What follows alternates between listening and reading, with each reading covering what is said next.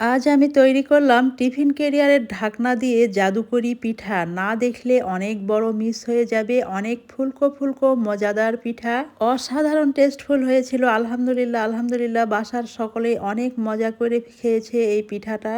প্রথমেই নিয়ে নিয়েছি 1 বাটি সুজি, ওই বাটি দিয়ে 2 বাটি ময়দা আর 1 বাটি চিনি। তারপর হালকা হালকা গরম পানি দিয়ে সুন্দরভাবে মেশ করে একটা ডো তৈরি করে নিচ্ছি। এই যে ডোটা নয় পাতলা নয় ঘন, আর ডোটা পারফেক্ট ভাবে তৈরি করে ঢাকনা দিয়ে আমি আধা ঘন্টার মতো রেখে দিয়েছিলাম। আধা ঘন্টা পর ফিরে এসে ডোটা এই যে হালকা একটু নরম হয়েছে, সুজিগুলো সব ফুলে উঠেছে। আধা ঘন্টা পরে যদি মনে হয় একটু ঘন হয়েছে, হালকা গরম পানি মিশিয়ে ডোটা পারফেক্ট মতো তৈরি করে নিলেই হবে। এবার তো খেল শুরু। এই যে কড়াইয়ে দিয়ে দিলাম টিফিন ক্যারিয়ারের ঢাকনা। ঢাকনাটা অতিরিক্ত গরম করে নিয়ে উঠায় নিয়ে তারপরে এই যে ডো দিয়ে দিচ্ছি টিফিন ক্যারিয়ারে। বিসমিল্লাহ বলে টিফিন ক্যারিয়ারের ঢাকনায় ডোটা দেওয়া মাত্রই কত সুন্দর পিঠা দেখে আমি নিজেই অবাক যে এটা আমি কি দেখতেছি, আর কত সুন্দর এক মাপের পিঠা তৈরি হচ্ছে। আলহামদুলিল্লাহ আলহামদুলিল্লাহ। আসলে পিঠা তো এমনিতেও হবে, কিন্তু এই টিফিন ক্যারিয়ারের ঢাকনায় দিলে কত সুন্দর একই মাপের পিঠাগুলো হচ্ছে। কোনো স্পেশাল গেস্ট বাসায় আসলো বা কোনো ওকেশনে